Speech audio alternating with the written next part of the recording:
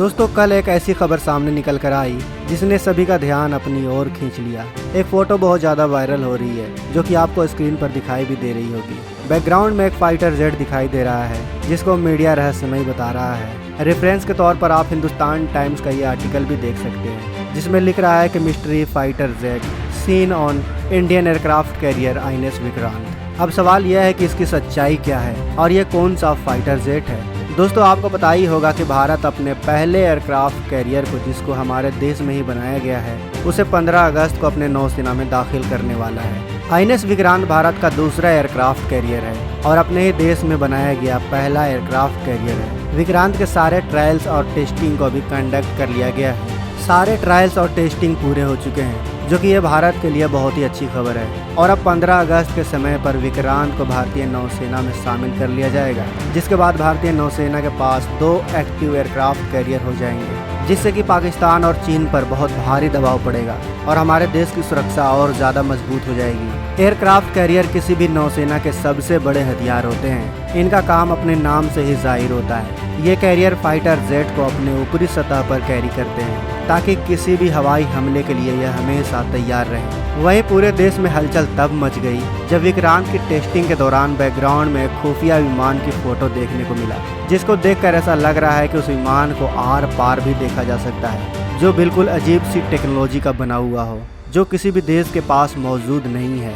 यहाँ तक कि बड़े बड़े एक्सपर्ट तक को यह भरोसा नहीं हो रहा है कि ऐसा विमान आखिर हो कैसे सकता है जिसको हम आर पार भी देख सकते हैं। इस विमान को देखने पर साफ साफ पता चलता है कि इसमें भी दूसरे अन्य विमानों की तरह टायर्स लगे हुए हैं, लेकिन इसका जो फ्रेम है वो पूरे तरीके से पारदर्शी है, जिससे हम इस विमान के आर पार देख सकते हैं। बस इसमें कुछ पतली पतली धारियां दिखाई दे रही हैं। इसके अलावा विमान में कुछ भी नहीं है और ऐसा कोई विमान आज के टेक्नोलॉजी के हिसाब से बनाना इम्पॉसिबल है। लेकिन ये फोटो जब से वायरल हुई है, हर कोई ये जानने में जुट गया है कि आखिर इस विमान और इस फोटो की सच्चाई क्या है। तो दोस्तों आपको ये बता दें कि असल में ये कोई विमान है ही नहीं। असल में ये एक एयर फ्रेम से बना हुआ MiG-29 का एक स्ट्रक्चर है। जैसा कि हम जानते हैं कि मौजूदा समय में भारतीय नौसेना MiG-29 के फाइटर जेट का इस्तेमाल करती है अपने एयरक्राफ्ट कैरियर से ऑपरेट करने के लिए, और यही कारण है कि MiG-29 का वायर फ्रेम रेप्लिका का इस्तेमाल किया गया है विक्रांत के ऊपर, ताकि विक्रांत के क्रू को ट्रेनिंग दी जा सके,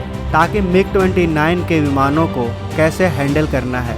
एक नए एयरक्राफ्ट कैरियर के क्रू को ट्रेनिंग देने के लिए एक असली विमान की जगह उसके वायर फ्रेम रेप्लिका का इस्तेमाल करना एक काफ़ी अच्छा ऑप्शन होता है, क्योंकि असली विमान के बजाय वायर फ्रेम रेप्लिका बहुत ही ज़्यादा हल्का होता है। इसका इस्तेमाल करने से इसे एयरक्राफ्ट से कहीं भी ले जाने में आसानी होती है। वहीं पर इसके अलावा क्रू को सारी जानकारी और ट्रेनिंग दी जाती है। जब उनके पास एक असली विमान आएगा तो उसे कैसे हैंडल करना है, कैसे उस विमान को हादसे से बचाना है, ये सारी ट्रेनिंग रेप्लिका विमान से ही दी जाती है। यानी एक ऐसी विमान जो देखने में हूबहू असल विमान की तरह ही होती है, लेकिन वो असल में नकली विमान होती है। तो दोस्तों यहाँ पर तो एक बात साफ हो गई कि यहाँ पर ऐसा कोई भी खुफिया विमान नहीं है। यह असल में कोई असली विमान नहीं है, बल्कि MiG-29 के एयरक्राफ्ट का एक वायर फ्रेम रेप्लिका है, जिसका इस्तेमाल INS विक्रांत के क्रू को ट्रेनिंग देने के लिए किया गया है।